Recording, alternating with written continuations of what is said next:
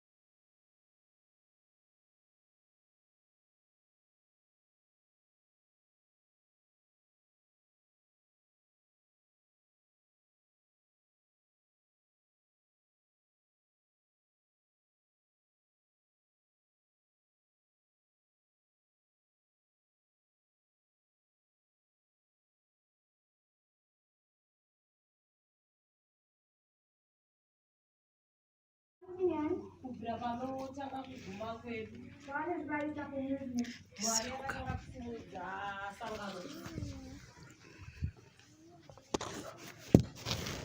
And through 4 histories, this movement moves because there is a constant increase of light and knowledge. For every history, new truth opens up. This is a line of progression. In every dispensation, an increase of knowledge. In every dispensation, a test. As you might imagine, our focus is on this history. It's this history that we must pass or fail. You're going to sit a maths test. You don't spend the weeks previous to it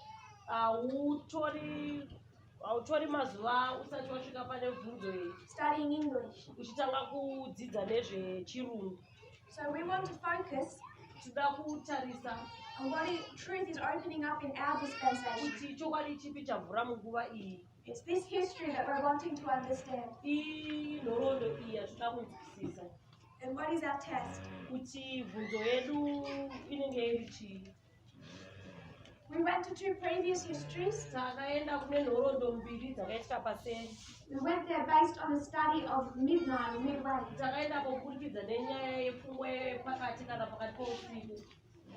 Using the 151 and the 63.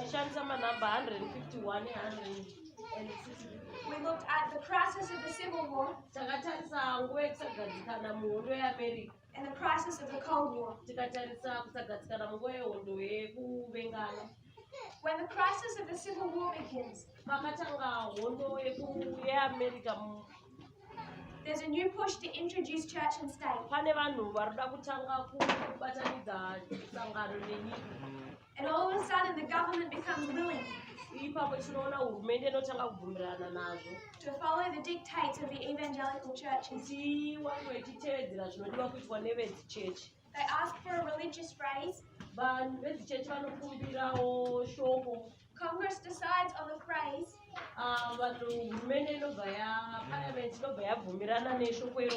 In God we trust. They begin to stamp it on their currency. And at the end of the war, they pass a law. The phrase must be stamped on all currency.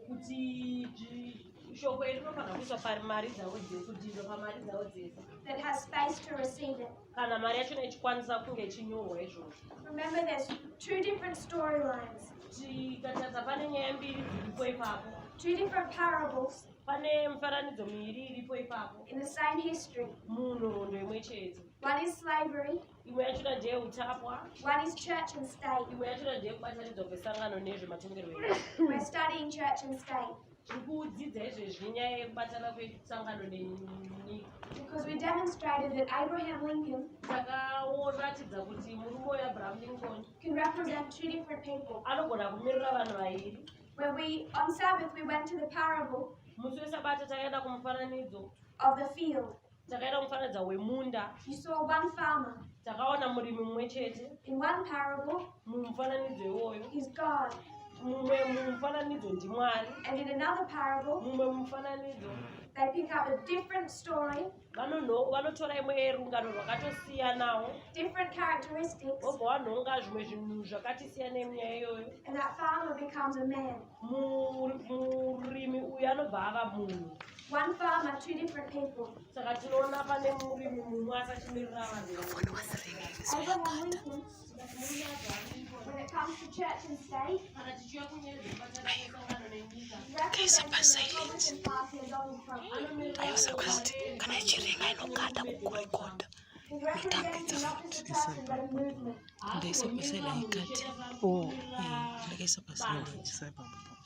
when it comes to slavery,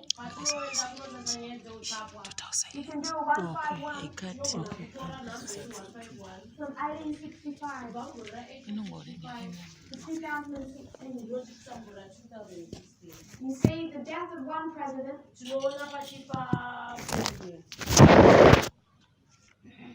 and the election of another president. Andrew Johnson. He favored the South.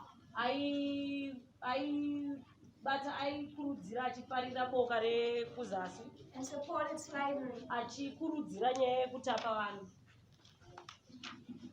So Abraham Lincoln can be either Obama or Trump, depending on which of those two stories.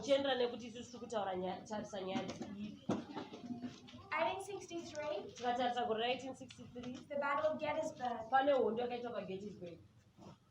The Democrats were winning. This is the turning point to where the Republicans begin to win. And Abraham Lincoln makes the Gettysburg Address, where he pledges allegiance to the United States and claims that that country is under the authority of God.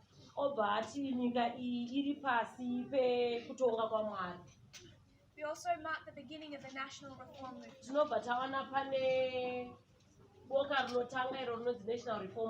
They begin to come together in 1863.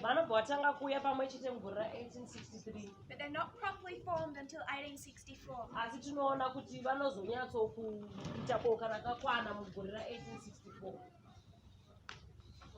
1865, we see that law from Congress. 1868, we saw them introduce male pronouns into the Constitution.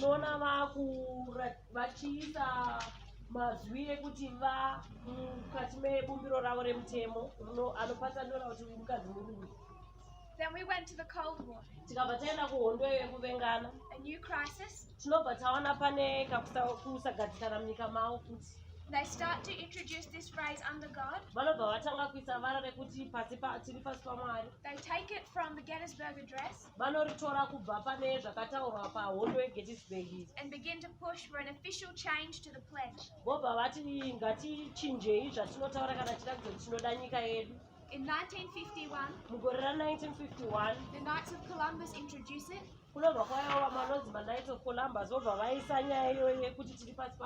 And begin to petition the government. 1954, President Eisenhower takes this concept, makes it law. Now thousands of school children reciting this pledge must include the words under God. Then he changes the national motto to the phrase "in God we trust." kuti iti zvoni tinovimba muna Mwari. From the phrase "out of many one." Vachibvisa kune yanga yagara iripo yainzi kubva pane vakawanda tiri munhu mumwe. We talked about the issue of race. Takataura nyaya yerusarira ganda. Racism didn't end with slavery. Nyaya yerusarira ganda haina kupera pakapedzwa utapa. Instead, they introduced segregation. Vakabva vatanga kuti ava kwavo zvichienderana neganda rako. In the history of the 1890s, munhoroondo yemakore ema1890s, officially in 1896, mugore ra1896, they introduced this concept. Vakabva vaisa pfungwa iyi By law, nemutemo yavo yakabva yatoikuridzira equal inoti but separate. takangofanana asi tinofanira kugara takapatsanurwa. The concept Nyaya iyi is that people are equal, ndeyekuti vanhu vakaenzana but they should be separated. asi vanofanira kugara kwakasiyana zvichienderana neganda ravo. A distinction made. Panofanira kutoti paonekwe kuti pane musiyano. They would say Vaiti it's not racist vanoti hai zvariruzvisarira ganda because they are saying that they're equal. nekuti vari kuti munhu wese akafanana. But did they ever mean equal? Asi vaireva here kuti munhu wese akafanana? No. When you push them, Ukavasunda you knew waibva waziva that equal did not mean equal. kuti zvavaiti vanhu vakaenzana zvaisareva kuti vanhu vakaenzana. And that is demonstrated over the next generation. Izvi zvinobva zvarakidzwa mune vamwe vaizotevera pamberi. In 1951, Mugore ra1951 a group of families challenged this in the courts. kune dzimwe mhuri dzakaendesa vanhu ava kumadzita redzimhosva. They take it to the Supreme Court Vakazvitora kumadzita ravo ari pamusoro. and they win the case. Vanobva vahwina nyaya iyi. It ends segregation. Vobva vapedza pfungwa iyi yekupatsanurana. This was known as Brown versus Board of Education. Nyaya iyi yaizivikanwa kune mutemo inonzi dare reBrown versus Board of Education. All our histories are linked. Manhoroondo anosangana achibatana mukati. We've cut them to make an application. Tangomagura kuti tiwane tichinzwisisa. But you can see the same issues linked through those histories. Asi tinoona kuti ifungwa imwe chete irimo munhoroondo idzodzi. We come to our own application Tobva tauyawo munguva yedu. and we see the link. Tinobva taonawo kuti zvinopinda papi. 1954, Gore ra1954 segregation ends. panopera nyaya yekupatsanurwa kwevanhu neganda. We started to make application of this history, Takabva tatangawo kutarisawo munhoroondo yedu iyi. but I wanted us to go back into the history prior Toda kuti tigodzokera kune zvakaitika tisati tasvika pagore ra9/11. and speak about Jerry Falwell. Titaure nezvemurume uyo anonzi Jerry Falwell. It's the southern states in the Civil War, Vanhu vari kuzasi munguva yehondo yekuAmerica. the evangelicals, Ivo vanhu vedzichechi using the Bible, vanokushandisa bhaibheri that defended slavery. kutoti vati utapwa hwakanaka. They're the ones that brought in segregation. Ndivo futi vanhu vakare vanounza nyaya yekupatsanura vanhu. They're the ones that went through this history. Ndivo vanhu ava vanorarama munguva yenhoroondo iyi.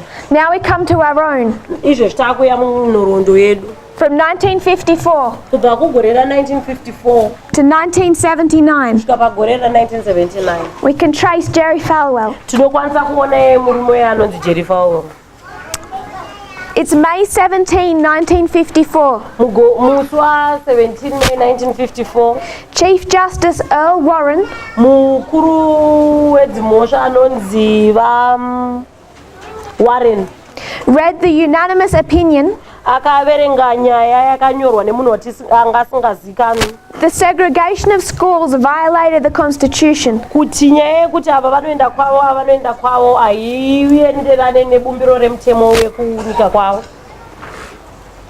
To quote Jerry Falwell, kuverenga zvakataurwa nemurume weJerry Falwell, he says, anoti iye from the pulpit anoti kubva pamharidzo dzedu of his church, muchechi mavo if Chief Justice Warren kuti mukuru uyu vawarena and his associates neshamari dzake nevanoshanda navo had known the word of God dai vaiziva shoko raMwari, and desired to do God's will, dai vaida kuita chido chaMwari, I am confident ndinoziva that 1944 1954 decision would never have been made. kuti nyaya yakaitwa mugore ra1954 yavakabvumirana ingadai isina kuitwa. The facilities should be separate.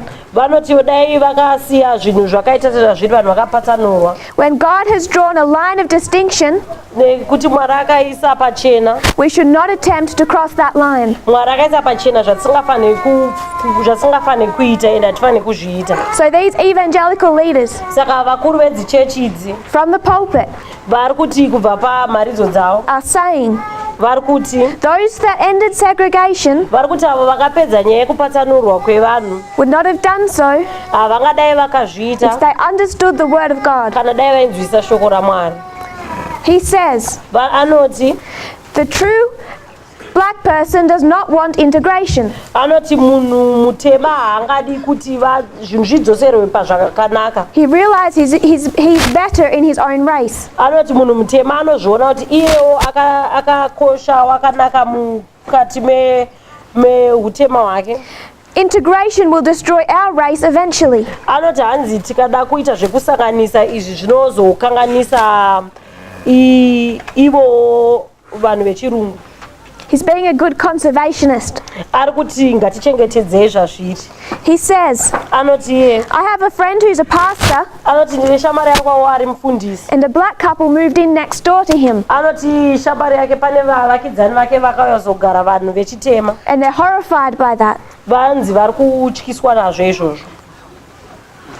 This is his response to the end of segregation. Ndo zvaanotaura panyaya dzekuguma kwakaita kupatsanurwa kwevanhu. The 1960s, Mumakore ano ma1960s the civil rights movement began to escalate, kunobva kwatangawo kuuyawo ichikwira bato rinoona nezvekodzero dzevanhu.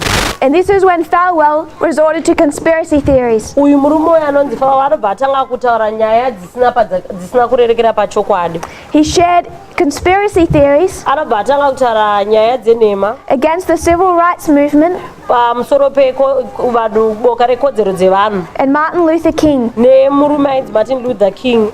He said that those civil rights leaders Anoti ivo vatungamiriri vezvekodzero dzevanhu from the pulpit vachibva pabharidzo dzavo where he's preaching paari kuparidza are communist subversives. anobva ati vanhu ava ndeve pfungwa dzisina kunaka dzinonzi communism. They all have left-wing liberal associations. Anobva ati vanhu ava vakanyanya kureruka pfungwa dzavo. Says it's obvious they're communists Anobva ati vanhu ava makommunists. and they're just taking advantage of our country. Obva ati vari kuda kudherera nyika yedu. He begins to lose that fight, Anobva atanga kuruza. so they begin to pull away from the battle. Vanobva vationa kuti tiri kuruza, vobva vatanga kuzviendesa kure nehondo iyoyo. They can see they're losing it, Vanoona kuti tiri kuruza. and instead they begin to form private schools. Vanobva vatanga kugadzira zvikoro zvavo zvevakasarudzwa. Circumvent the government Vobva vatanga kutenderedza nyika hurumende so they can practice segregation kuti privately. ivo vaite zvavanoda zvisingataurwe nehurumende. He starts his school, Liberty University, Anotanga chikoro chake chinonzi Liberty University in 1971. mugore ra1971. A few years later, Makore anotevera the government passes another law. hurumende yavo inobva yaisa umwe mutemo If private schools want to segregate, kuti kana zvikoro izvi zvevanhu vakasarudzwa zvichida hazvo kupatsanura they must pay taxes. ngavabhadhare mutero. They begin to push back. Vanobva vatanga ivo kusaidzirawo. Another name, Paul Wyrick, Kune umwe murume anonzi vaWairi, is one of the evangelical leaders, mutungamiriro zvakare wedzichechi. and he tries to get everyone mobilized Anobva atanga kuda kuti vanhu vauye vachitaurawo based on issues like abortion. vachitaura nenyaya dzezvekubvisa mimba. But all they were worried about, Asi chinhu chega chavari kunyanya kushushikana nacho, he says, anoti is making sure they could keep schools segregated. kuti varambe vachichengetedza zvikoro zvichipatsanura. Another Falwell ally, Kune umwewo shamari yavaFalwell ava the new religious right inonzi kodzero dzevanhu muchitendero began inobva yatangawo because of these issues inotanga pamungari penyaya idzodzidzi over segregation. dzekupatsanura vanhu. Quoting Wyrick, tichitaura zvinotaurwa navawairi we need a new political philosophy anoti tinoda dzimwewo pfungwa dzemumatongerwo enyika umu defined by us dzitsva dzinonge dzinotaurwa nesu isusu in non-religious language. dzinotaurwa Non-religious language. dzinotaurwa nemashoko asiri ezvechitendero Spread throughout the country kuti atekeshere nyika yese to achieve political power. kuti tive nesimba nezvematongerwo enyika. When we have political power, kana tichinge tawana simba matongerwo enyika we can recreate the nation. tinokwanisa kugadzira patsva nyika yedu. So the original racial issues saka nyaya dzepekutanga dzenyaya dzerusararaganda bring the evangelical leaders together dzinoita kuti vanhu vedzichechi idzi vauye vese pamwe to recreate the United States vachida kuedza kugadzira imwe america inyowani as a Christian nation vachida kuita nyika yechitendero chemakristu that favored their interpretation inoda kukurudzira ivo kuverenga kwavo of Christianity and morality kunzwisisa kwavo kwavanoita chikristu nehunhu and church and state. nekunzwisisa kwavo kwavanoita kubatana kwesangano nenyika. Falwell says, iye murume wevafavo vanoti we're fighting a holy war. vanoti tiri kurwa hondo itsvene. The wicked are ruling. anoti vakaipa vari kutonga. We must lead America back to morality. toda kudzosera america kuti ive nehunhu zvakare. So in 1979, mugore ra1979 they form vanogadzira the moral majority. bato rinonzi moral majority rinoona nezvehunhu. Their first victory chekutanga chavanowina is 1980 mugore ra1980 because who the evangelicals ally with vanhu ava vari kushamaridzana nani is the Republican Party. vari kushamaridzana neboka remarepublicans. It's the Republican Party. boka remarepublicans They were on the wrong side in the civil rights movement. vanhu vari kuritivi rusina kunaka munyaya yekukodzero dzevanhu. So their first victory is Reagan. saka chekutanga chavanowina murume uyu kuisa murume anonzi Reagan. Last victory is George Bush. vobva vaisa president uyu anonzi George Bush. And in 1989, gore ra1989 after 10 years, mushure me10 years Jerry Falwell says, murume vafavo vanoti our mission is accomplished. anoti haisusu donzvo redu tariita. Think of the name, the moral majority. fungai nezvezita rekuti munhu wevanhu vakawanda. I want to paraphrase vari kuda kungogurisira A.T. Jones, murume anonzi A.T. Jones fighting these same arguments ari kurwisanawo nepfungwa iyoyi in the last years of the 1800s mumakore ekupedzesera ema1800 against the moral majority. achirwawo nevanhu vave Sorry, the National Reform Movement. ari kurwa neboka renational reform movement. He says, isn't it strange anoti ko izvi hazvikatyamadzi here and a completely new idea haizi pfungwa here nyowani in our government muhurumende medu that the majority needs to be protected? kuti vanhu vazhinji vanoda kudzivirirwa. From whom are the majority to be protected? ivo vakawanda ava vari kuda kudzivirirwa kubva kunaniko. They must need protecting from themselves vanofanira kunge vachida kudzivirirwa kubva kwavari ivo because they claim to be so vastly in the majority nekuti vanotaura kuti ivo ndo vakawanda that it is impossible for anyone else to oppress them. saka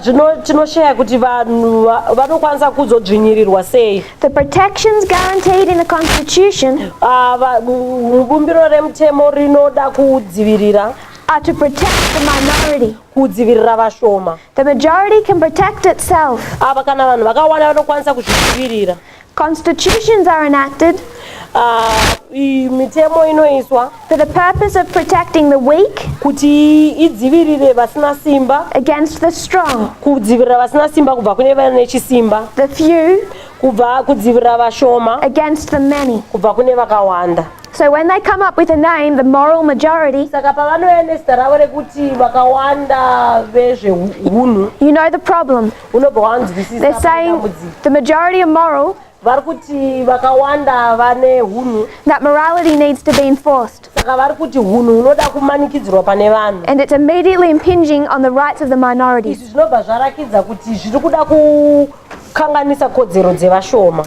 I want to remind us, Ndoda kuti yeuchidza A.T. Jones said, kuti murume we-A.T. Jones akati as he stands in Congress, paanenge akamira pamberi peparliament yavo they're trying to enact a Sunday law. kuti vari kuda kuedza kuisa mitemo inomanikidza vanhu kuenda musi wesvondo. And what does A.T. Jones say? A.T. Jones anobva ati kudii? If you were here anoti kana muri panapa trying to make a statement kana muchida kuedza kutaura kuti that the Saturday day is the Sabbath, muchida kuti zvoni musi wesabata ndiro musi wesabata mugovera musi wesabata that the seventh day is the Sabbath, kuti musi wechinomwe musi wesabata I would be here fighting you just the same. ndinongadai ndichingokurwisa iwo zvakare Sunday law. sezvatiri kuita nenyaya yesvondo. Is the issue the day? musi nyaya yesandelo inyaya yezuva. No. If they were trying to introduce a Saturday law, dai vaida kuedza kuti vati vanhu vese vanamate musi wesabata mugovera, or one statement from the US government kana kuti rimwe shoko dai ranga rakabva kuhurumende yavo saying we recognize richiti iro tinoona the seventh day is the Sabbath, kuti musi wemugovera musi wesabata. like Jones, sajones we should see tinofanira kuona that is an equal sin. kuti chitemawo zvakare. The issue was never the day. nyaya haizi kuti musi upi, The issue was the principle nyaya iri pazvinosunda nyaya iyoyo that the conscience of one, kuti pfungwa yeumwe munhu or even of the many, kana yevanhu vakawanda does not dictate the conscience of the others, haingade kumanikidzirwa pane vamwe vanhu, even if their belief is correct. kunyangwe vakawanda kunyangwe wachona achitenda zvinhu zvakanaka. So when we consider the Sabbath, kana tichitarisa nyaya yesabata,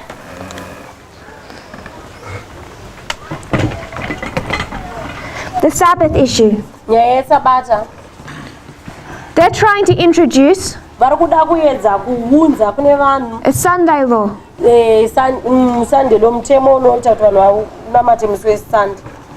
And A.T. Jones says murume we-A.T. Jones anoti it doesn't matter. hazvina nebasa rese, It doesn't matter whether or not I agree with it. hazvina nebasa kuti ndinobvumirana nazvo here. They could be trying to introduce a law vanogona vachida kuisa umwe mutemo that said Saturday Sabbath. kuti musi wemugovera ndo musi wesabata.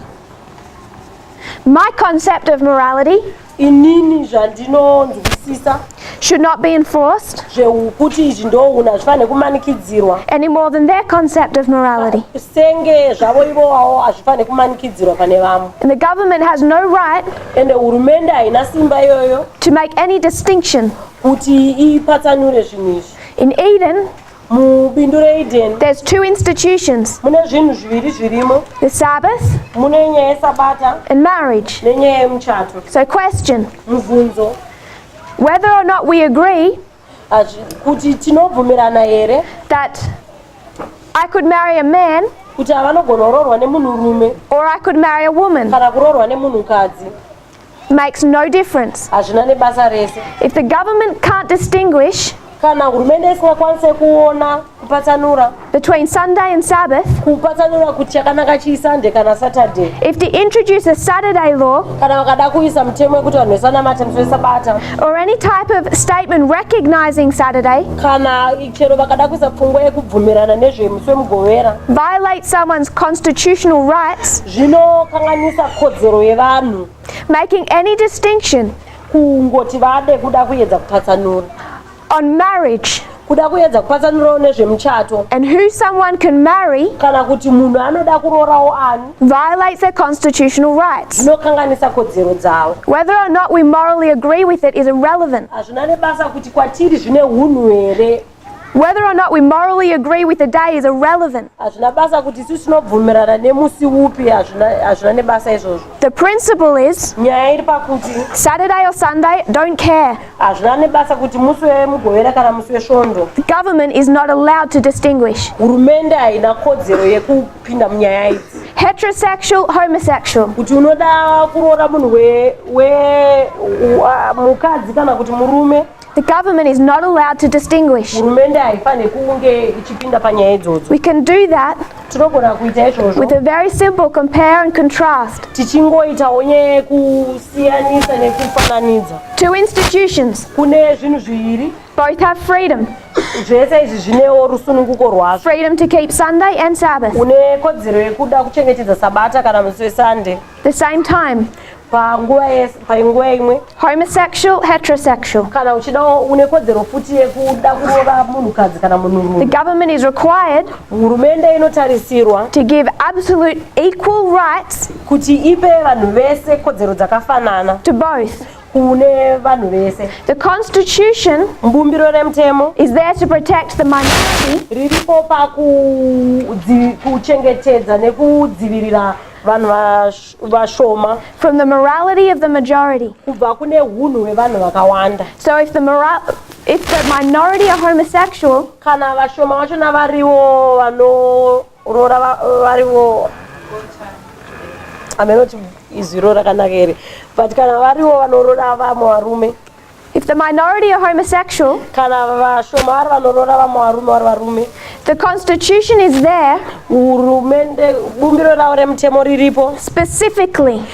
riripo for their right to marry. kuti ava varore vamwe varume. And it takes Obama to recognize that. Saka zvinotora muru vaObama kuti vazvione izvi.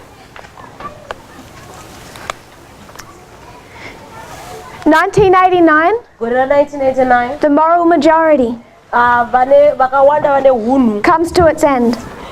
inobva vaguma They've accomplished their task. vaita zvavanga vachida kuita. Jerry Falwell says Murume wevaofawo vanobva vati the religious right are firmly in place. anobva ati isusu tanyatsokuiswa pachigaro. You can pin him in 1996. Tinokwanisa kumuona mugore ra1996 He undertakes a national campaign anobva atenderera nyika yavo yese. urging pastors to be involved in voting. Anobva ati kune vafundisi vavo endaiwo munovhota. It's titled God at the Grassroots. Anobva ati endai God at the Grassroots. munoisa Mwari kune vanhu vese. 9/11, Mugore ra9/11 we see a national crisis. tinobva taona panobva panoita kusagadzikana munyika mavo. We spoke of this yesterday. Takataura nezvazvo nezuro. Two streams of information. Takataura nyaya yezvekunhu kuviri kwatinowana nhau. And we spoke Takataura this history. nezvenguva iyo. You have two sides. Takati kune mativi maviri. On one side Kurutivi rumwe is the evangelicals. kune dzichechi dzesvondo They're saying vari kuti ivo it's church separated from state vanoti kupatanurwa kwesangano nehurumende and immorality. nekushaya unhu kwevanhu. Ellen White says, Mai White vanoti and our pioneers, nevadzibaba edu emusabata slavery. vanoti nyaya yeutapwa. The evangelical churches Masangano aya edzisvondo are not correct havasi pachokwadi, in any sense. havasi pachokwadi zvachose. Come to 9/11 Patinoya mugore ra9/11 and there's two streams. kunewo nhaurwa mbiri. One stream, Imwe nhaurwa iri the kuti evangelicals, ndo yevamachechi edzisvondo is a saying it's because of homosexuality. vari kuti nenyaya yevarume vanorora vamwe varume, Church and state separated. nenyaya yekuti sangano harina kubatana nehurumende, Feminism.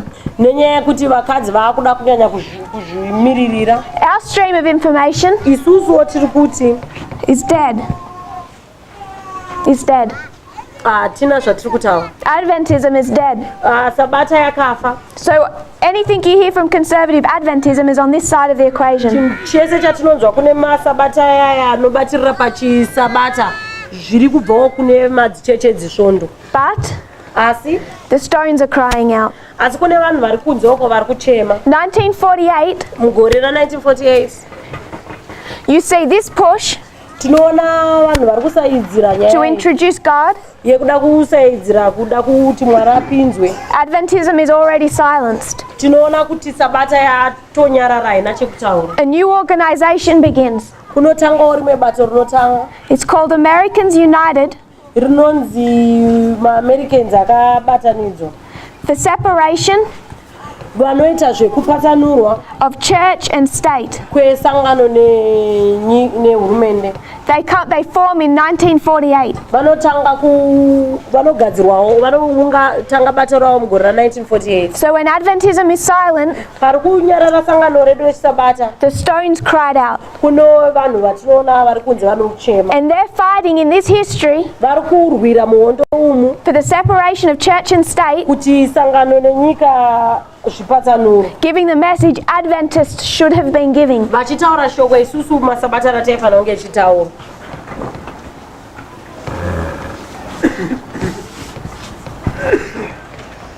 (9/11). 9/11 We talked about those saying this. takataura zveavo vari kutaura nezvepfungwa iyi. Billy Graham's children, Takaona vana Billy Graham, Jerry Falwell, tikaona Jerry and Falwell those like him. neshamari dzavo vakaita savo. But at 9/11, Pa9/11 while Adventism is still silent, Sabata payakanyararapa, Americans united for separation of church and state. avo vakaungana kuti vataure zvekupatsanurwa kwesangano nehurumende Were shouting as loud as they could. vaishedzera semagonero avo. They're saying at 9/11, Vari kutiwo mugore ra9/11 this is a national crisis. vanoti inyaya yekushushikana kukuru munyika medu. Please don't use this as an excuse Musade kushandisa izvi senzira to bring your religion into government. yekuunza chitendero chenyu muhurumende. And they've been protesting through this whole history. Vatinovaona vachichema vachiramba pfungwa iyi munhoroondo yese. Go to their website and see what they're saying now. Tikaenda pane website yavo painternet tinoonawo zvavari kutaura izvezvi. When Adventism won't give the message, Isusu Sabata paisiri kupa shoko, God will find someone else to do it. Mwari anotsvagawo vanhu vanogona kutaura shoko iri. From 1948, they've been giving that message. Gore ra1948 vachingotaura shoko iri. But at 9/11, Asi mugore ra9/11 despite their work, tisingatarisawo nyaya yavo, you see they begin to introduce, tinoona vanotanga kuisa ivo, "In God we trust." vanotanga kuisa shoko rekuti in God we trust, muna Mwari tinovimba. into schools. Vanotanga kuisa shoko iri muzvikoro. And this side of the message has been protesting that move. Avo vanhu avo tinoona vari kuramba vachirwisana nepfungwa iyoyo iyi. As it spreads. Pfungwa iyi zvairi kuramba ichingotekeshera. Prior to 2014, Tisati tasvika mugore ra2014, the Democrats are winning. Bato remadhemokrats riri kuhwina hondo iyi Because they've been able to bring in a president nekuti vakwanisa ivo kuunza mutungamiriri wenyika called Obama. vaObama. Barack Obama. Barack Hussein Obama. Anonzi Barack Hussein Obama. He's black Munhu mutema, and he sounds Muslim. zita rake rinoita senge nderechichawo. He's the evangelicals' worst nightmare. Iyi ndezvinhu zvinotyiwa chaizvo nevanhu vechechi dzesvondo idzi. And then Obva he starts tearing apart church and state. atanga kupatsanura kubatanidzwa kwesangano nenyika. He doesn't give evangelicals any priority. Haade kuti vanhu vedzisvondo vari vepamusoro. He states the original motto, Anobva atanga kutaura iri ringindira raivepo kubvira pekutanga. he won't say under God Haataure kuti ari pasi paMwari when he recites the Pledge of Allegiance. kana achitaura kuti anoda nyika yake. When he's speaking at universities Paanenge achitaura muzvikoro zvefundo, and there's Bible quotes behind him, pamashure pake pakanyorwa zvinhu zvemubhaibheri, he has them cover the phrases anoti zvoni ngazvivharwe, mavhesi wavo ngaavharwe, because he does not want people to see nekuti haadi kuti vanhu vaone religion through the government. kuti aone kuti pane kuchitendero chiri kubatana nehurumende. In 2014, Mugore ra2014 we can see a turning point. tinoona panotanga kuchinja zvinhu. In past studies, we've looked at the work of Steve Bannon. Mune mamwe dzidziso dzavakatarisa nyaya yezvemurume anonzi Steve Bannon, Cambridge Analytica, vakatarisa nyaya yeCambridge Analytica. led by key Republicans. Iyi yaitungamirirwa nevanhu vakuru vekubva mubato remaRepublicans. Their effort vanodayo kuti is to restructure the government. kuti vasandure zvakaita hurumende yavo. Steve Bannon says Iye murume wevaBannon vanoti he considers himself like Lenin. anozviona semutungamiriri ainzi Lenin. He's going to destroy the entire establishment. Achabvisa zvese zvanga zviripo zvanga zvajairirwa kuitwa murumende. The whole of the US government. Hurumende yese yeAmerica. And restructure it. Obva aitanga kuivaka patsva. His work begins in 2014. Basa rake anotanga rita mugore ra2014. This becomes a populist revolution. Iyi inobva yave kusanduka kwezvinhu against the left, vachida kurwisana nevari kuruboshwe, other religions, nezvimwe zvitendero, other races, nevamwewo vane ganda rakasiyana ravo, secularism, nezvese zvemunyika. The movement boka ravo iri is called Make America Great Again. Rinoti ngatidzosere America kuti ive nemukurumbira zvakare.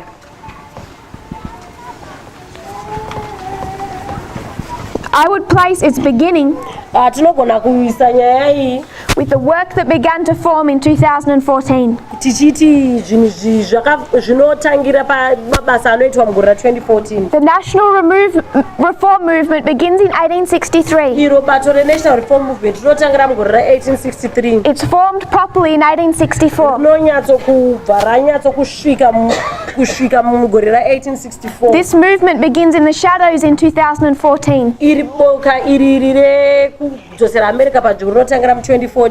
It's formed properly, rozonyatsokuumbiridzwa, organized, ronyatsokuumbiridzwa 2015 and 2016. 2015 kusvika kuna 2016. The idea of national reform nyaya yekuda kusandura nyika, national, nyika it's nationalistic. inyaya yekuzvikwiridzira kwenyika. Reform, iri nyaya yekusandurwa. what does it mean to reform? Zvinorevei kusandura?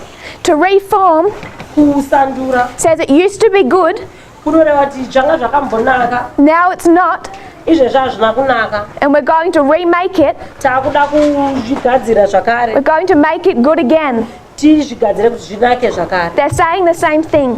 ndo vari kutaura zvimwe zvinhu zvimwe chete. National reform kugadziriswa kwenyika is to remake America. kugadzirisa America. It's the same parallel movement.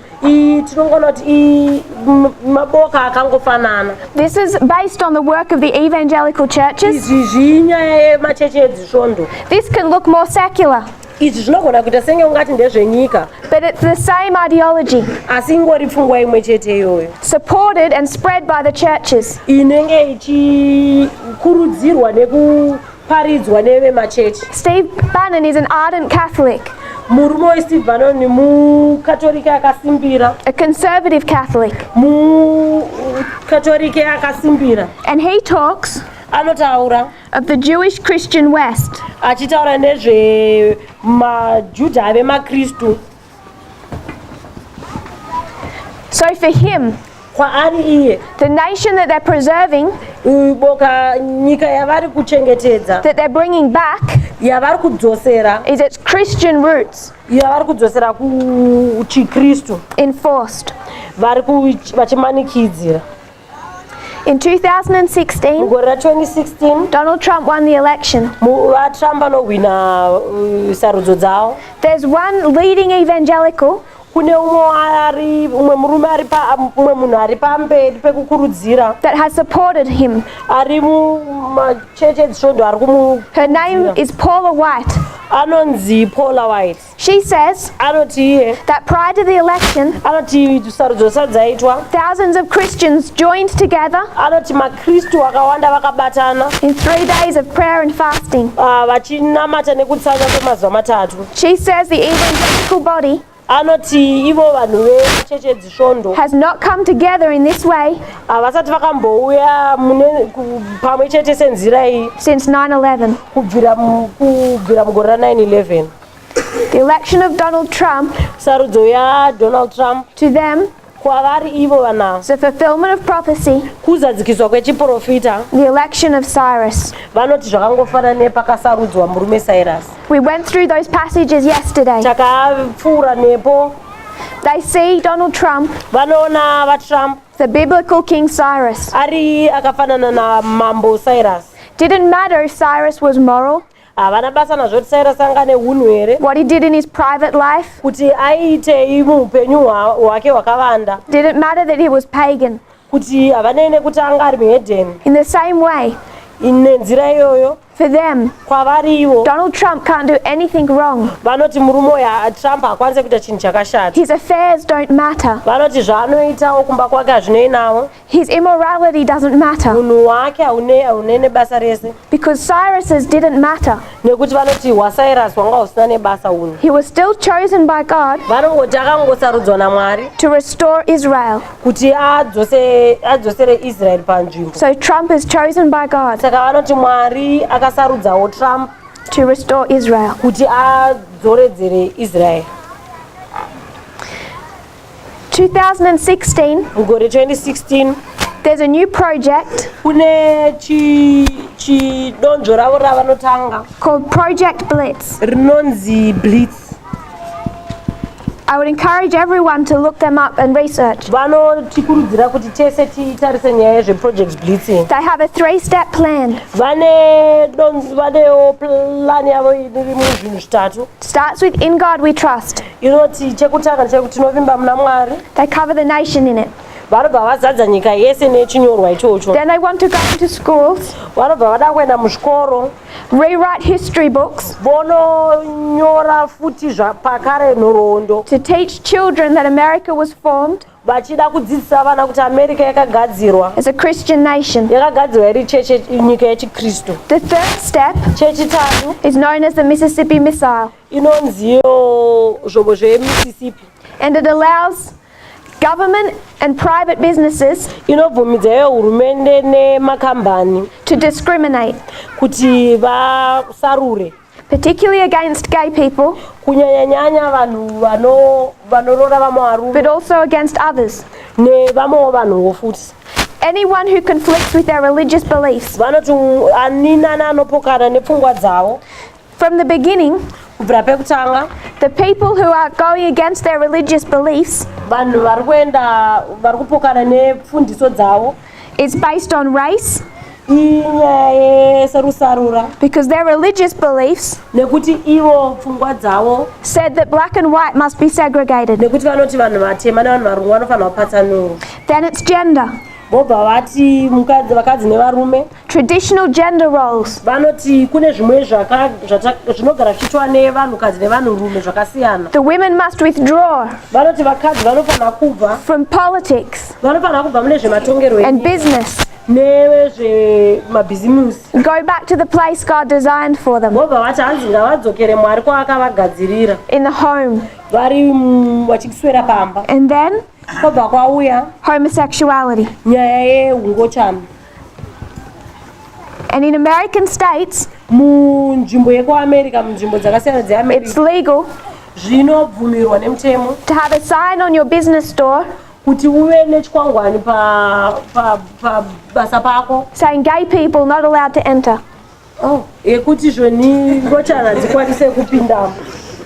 All 3 issues were here at the beginning. Nyaya idzi dzaive pakubvira kwekutanga, And it's the same thing they're bringing in now ndo nyaya imwe chete iri kudzoka panhoroondo yedu, to protect the majority, kuti vati vakawanda, the morality of the majority kuti unhu hwevanhu vakawanda that believe they have a Bible excuse vanotivo vanowana kubva mushoko raMwari to discriminate kuti shoko raMwari rinovaudza kuti vaite rusarura against someone who is weaker kuti kune vanhu vasina simba or a minority. kana vanhu vashoma. Quoting one article, Vachiverenga kubva kune rimwe bepa, their aim is political power nyaya chavanodonzvo ravo nderekuti vaone simba mune zvematongerwo enyika, which they describe with biblical language asi vanozviwana simba kuzvibatanidza nezvebhaibheri, as being granted dominion. vachizvitivo vakapiwa simba. Where did they get that from? Vari kuti vakapiwa simba iri nani? God has given us dominion. vari kuti Mwari akavapa simba. So they say, Vanoti ivo, Alpha glorious land. vanoti Alpha glorious land. vanoti nyika inga yakanaka yekutanga, Omega glorious land. voti nyika inenge yakanaka pekugumisira. They had dominion. Ava vaive nesimba vekutanga, We have dominion saka ivo vane simba over all aspects, pane zvinhu zvese like ancient Israel, sezvanga zvakaita Israeri of yekutanga. politics, Vane simba pamusoro pezvevatongerwo venyika, culture, pane maunhu nemagariro edu and society. nezvamagarisiro ano atinoita. I talked about a website Inonzi wo vanovaka madziro, started by David Barton. yakatangwa nemurume anonzi vaBarton. This is where you find a list Ndo paunoona of all the terrible things he thinks Obama did. paunoona pavanonyora zvese zvavanofunga kuti vaObama vakaita zvakashata. This is an organization Iri bato iri that promotes the idea that America is a nation rinokurudzira pfungwa yekuti America, made by Christians kuti America inzvimbo yakagadzirwa nemakristu and for Christians and yakagadzirirwa makristu. of a very specific variety. Makristu vamwewo vanewo zvavanomiririra. One member says, Umwewo ari mubato iroro anoti dominion in earthly realms vanoti chisimba mune zvinhu zvinoitika pasi rino of authority, nechisimba. business and politics Vanoti zvemabhizimusi nezvevatongerwo venyika is a biblical mandate. vanobva vati izvi zvinhu zvinotonzi nebhaibheri vanofanira kuita. Another says, Umwe anotiwo regarding politics, maererano nezvematongerwo enyika, there is not a place in the universe anoti hapana nzvimbo iri pasi rinotenderere, where Christ does not shout, hapana nzvimbo Kristu pasi ri kusheedzera mukati merino pasi, nzvimbo Kristu yaasingati iyi ndeyake mune munyika mese tenderere. So Washington, Murume Washington, politics, Washington nzvimbo nematongerwo enyika, they're saying, vanoti ivo must be run by evangelicals, vanoti inofanira kunge ichitungamirirwa nevamachechi edzisvondo, promoting evangelical morality, vachikurudzira hunhu hwevanhu vedzisvondo, because God has ownership. nekuti vanoti ndezvaMwari. They do not believe in the separation of church and state. Havatenderani nepfungwa yekupatsanurwa kwesangano nehurumende. One of the leaders, Umwe wevatungamiriri she was a co-founder. akatangawo akavamba anga aripo pakatangwa boka iri. She says, we realize we have this window of opportunity. Anoti tinoona kuti tine mukana uyu, We can feel it.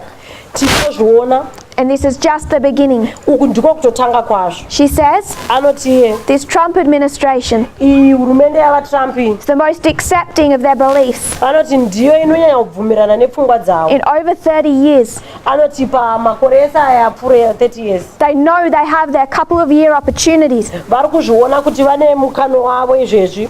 So the third step of Project Blitz Saka chinhu chechitatu paprojekti yavo yeblitzing is to introduce laws kuunza mitemo, in favor of biblical values, mitemo yavanenge vachitenga inoenderana nezvinotaurwa nebhaibheri, particularly over marriage kunyanyanyanya panyaya dzemuchato and sexuality. nenyaya yezvevakadzi nevarume. An article from The Guardian Pane rimwewo chinyorwa chinobva munewspaper rinonzi Guardian said when a lot of legislators rinoti kana vazhinji vanoisa mitemo, say this push for in God we trust, kana vakakwanisa kuona ava vari kuda pfungwa yekuti vati tinokuda muna Mwari, I think it's harmless patriotism, vanofunga kuti hapana zvazvinokuvadza kuita nyika yedu. it's part of an intentional plan Asi anoti itori nyaya yakatorukwa vanhu vachiziva to build momentum kuti vawanikwe vachisundidzira mberi, and establish a Christian America. kusundidzira mberi kuti vaite kuti America ive maKristu. This is an external source. Ava vanhu vemunyika ava. The reason it's an external source vanhu vemunyika nengari yekuti It's because Adventism was alive up here nekuti sabata yanga ichiri yakamuka pamberapo all through this history. munhoroondo yese yanga iripo sabata yakamuka. They're shouting, masabata ari kuparidza this is church and state. vachiti iyi ndo kubatana kwechechi If we want to see it now, kana tida kuzviona izvezvi we have to go to external sources. tinofanira kutoti tichienda kunotarisa vari kutaura vari kunze. Recently, in the last few months, mumwedzi yapfuura paserapo there was one state kwanga kune imwewo nzvimbo muamerica imwe chete that established Bible teaching in their schools. yakati taakuda kudzidzisa zvebhaibheri mukati mezvikoro zvedu. And Trump tweeted, murume watrump akaisawo pamaindaneti pavo starting to make a turn back. vakati taakutanga manje kuchidzokera kwatakabva. Great. vanobva vati ichi chinhu chakanaka. So when he says, make America great again, kana achiti toda kuti america inake zvakare, what does he mean? ari kunyatsokurevei? He means, ari kureva make it Christian again. ari kuti ngatiite yeamerica yemakristu. Bring it back to that evangelical thinking anoti ngatidzoserei papfungwa yekufunga sezvinoite vesvondo, that Jerry Falwell was pushing pfungwa dzaida kudzidziswawo navafawewa in the 1960s and 70s and 80s. mumakore ayo ma1960 70 nema80 That was racist, kwanga kune rusarura, sexist, kwaive nekusarira vakadzi nevarume, and homophobic, kwaive kusafarira vanhu vechingo chavo based on their interpretation of the Bible. kuburikidza nemaverengero avaita bhaibheri. Jerry Falwell baba Jerry Falwell led the evangelical base ndiye aitungamirira vanhu vedzisvondo avo to elect Ronald Reagan. vakavatungamirira kuti vasarudze vaReagan. Jerry Falwell Jr. Mwana waJerry Falwell led the evangelical base ndiye akatungamirira vanhu vedzisvondo to elect Donald Trump. kuti vasarudze vaTrump. Jerry Falwell Jr., mwana wavaFalwell the first evangelical leader ndiye mutungamiriri wekutanga wedzisvondo to say that he was voting for Trump. akataura kuti iye achawanikwa vachisarudza vaTrump. Now it's very hard to survive at Liberty University izvezvi zvaakunetsa kuti urarame payunivhesiti iyo. I think there's about 15,000 people at Liberty University. kunenge kune vanhu 15,000 payunivhesiti. It's a major university. iyunivhesiti hombe. And those evangelical institutions ivo vanhu vezvikoro izvi zvesvondo are behind Donald Trump. vese vari kukurudzira vaTrump. To the extent if you're a teacher, pakusvika pachinhano chekuti kana uri mudzidzisi they find out you don't support him, kana ukaziva kuti hautsigiri vaTrump you'll find yourself out of a job. unobva wadzingwa basa. They're completely dedicated. vanhu vakasimbira chaizvo, They're already supporting him vari kutomukurudzira for the next election. vachitomutsigira kusarudza zichaitika pamberi apo. Ronald Reagan vaReagan and George Bush, navaBush we lined that history up and saw the Seventh Kingdom. takaona nhoroondo yavo tichitarisa nyaya yeumambo hwechi7 hwechiprofita, But not all the conditions were right. asi zvinhu zvese zvasina kunyatsokuringana. And those presidents themselves ivo vatungamiriri ava let down the evangelical leaders like Falwell, vakapokanawo pamwe nana Falwell. did not spread their agenda the way Falwell had hoped. havana kuda kuburitsa pfungwa yavaFalwell sezvanga zvichitarisirwa navaFalwell. But they, as Leah Carawan said, sezvakataurawo vavo vataurwa Trump is their window of opportunity. vanoti zvoni Trump izvezvi tine mukana. The best in over 30 years. vanoti pamakore ese aya patawa somuwana mukana. And they've found, vakaonaiwo kuti as we can see from Trump's statement, tichiona kubva zvakataurwa navaTrump when he says that they're making a turn back, paanoti vari kudzokera panzvimbo that he believes in their ideology. kuti anobvumirana nepfungwa dzavo And it's escalating quickly. ende zviri kufamba zvakanyanya sei nekukasika.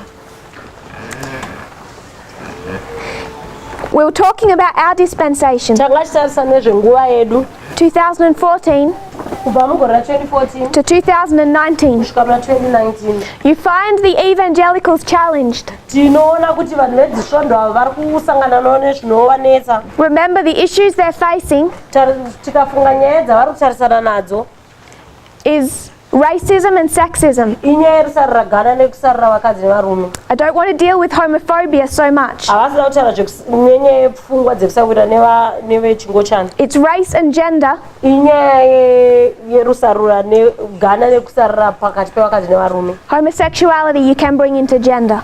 unogona kuunza nyaya iyo yeungochana munyaya yevakadzi nevarume. Those are the two issues they're fighting. ndo nyaya huru dzavari kurwisana nadzo. And you come to our 5-year dispensation. ukauyawo kune makore edu 5 akatarisana nesu. You see a black president unoona pana mutungamiriri wechitema and a woman who should have been, unoona nemukadzi angadai akaita mutungamiriri Antigonus. Antigonus. So when we come back, patichadzoka I want to discuss the two issues toda kuti tinyatsotarisa nyaya idzi mbiri, of race nyaya yeganda and gender. nenyaya yevanhukadzi nevarume. If you kneel with me, we'll close in prayer. ngatifugame muna Mwari.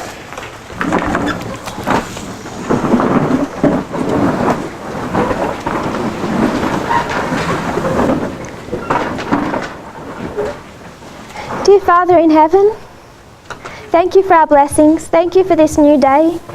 Lord, the camp already nearly comes to an end.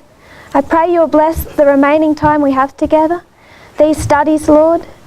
And I pray that you'll bless the ones that are still coming, the ones tonight and tomorrow. Father, we're dealing with important subjects at a very crucial time in Earth's history.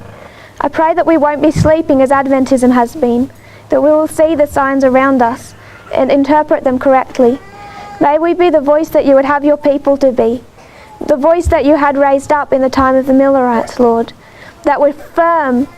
They knew the right principles, Lord. They knew the right message to give, and they understood the politics. They were not afraid to speak politically. I pray, Lord, that we'll understand that and understand for our own time what these issues mean. I pray this in Jesus' name. Amen.